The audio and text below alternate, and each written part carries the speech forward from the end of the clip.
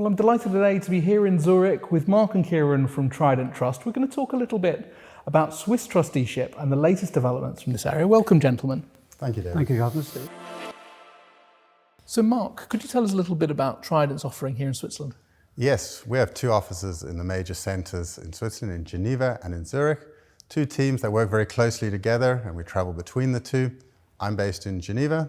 Fantastic. And Ciaran, you're based here in Zurich. I am, David, yes, just around the corner. So, Mark, perhaps we could kick off. There's been a lot of change in regulation of Swiss trusteeship. Perhaps you could give us the latest. Yeah, Switzerland's been a prominent hub for trustee services for a very long time. This was bolstered in 2007 with the ratification of the Hague Convention recognizing trusts and trust law. And historically, the regulatory framework was governed by self-regulatory bodies. But most recently, FINMA, which is the financial supervisor, introduced the requirement to have trust licenses. And Trident Trust was one of the first to have a trust license. We received ours in 2022. And we think that change in regulation will enhance the standards of our industry and secure the reputation of Switzerland for trust services. Okay, great. And Ciaran, perhaps you could tell us the difference between a Swiss trustee and a Swiss trust. That's a good question, David, and it's one that we get asked quite often. In short, there is no such thing as a Swiss trust. What we do have is the ability to provide trust services from Switzerland, since Mark has alluded to, since the Hague Trust Convention. And what's happened in the last 2 years since we were able to get our license also is that it's become fully regulated also. So now we can actually offer Swiss trustee services from Switzerland, but a Swiss trust itself does not exist because there is no Swiss trust law. Now, it's often been mooted in the last few years that we could at some point have a Swiss trust law to come into force. However, and following a government consultation in 2023, it's been put on the back burner for the time being. So, in short, there is no such thing as a Swiss trust, but we do have a Swiss trustee, which we're sitting here, right here in Zurich. And with that in mind then, I mean, for those setting up new structures, why do they come to Switzerland? What's the advantages? There are many advantages of Switzerland.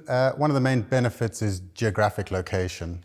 This allows easy communication across time zones, whether you're in Asia or Latin America.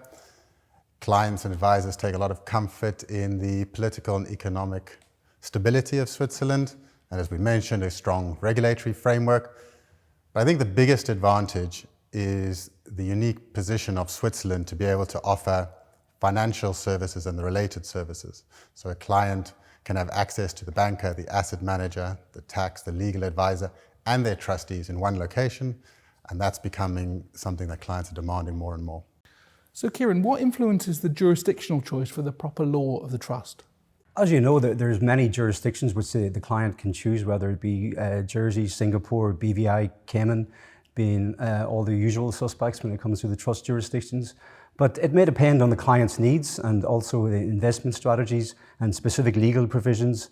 And clients just may show a preference for that particular jurisdiction also. So we get input from the client, but at the same time, we have to give the client advice on which would be the best jurisdiction for them based on their needs. With that in mind, it's important that we really draft the trust deed as well as meticulous as possible and anticipate any kind of problems which may crop up based on the actual jurisdiction. And as we already spoke about as well with the Hague Trust Convention, the Swiss courts will recognize the foreign jurisdiction here in the Swiss courts, and also the client can nominate in the trust deed to have any disputes settled in the actual foreign law jurisdiction. For example, if there is a dispute under Jersey law, it can be settled in the Jersey courts as well. Okay, and Mark, do you see any geographical regional trends in the client base of those deciding to come and set up structures in Switzerland? So I think Switzerland's reputation for its banking and financial services has always attracted a global client base, and that's no different with trustee services. There's often a link between those financial services and coupling that with trustee.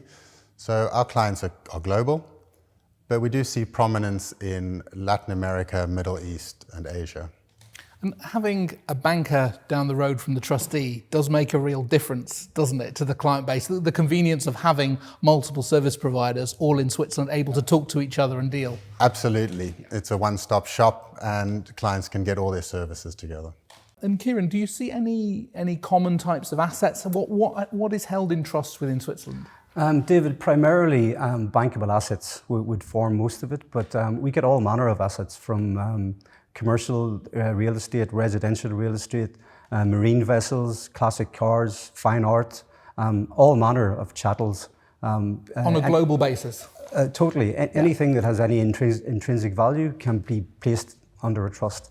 And Mark, it's a competitive world out there in professional services. How does Trident differentiate itself from the rest of the industry in the private wealth sector? Well, Trident's been around for a long time. We've been operating for over 40 years. We have a global presence, and I think it's that global presence that separates us from our competitors in Switzerland.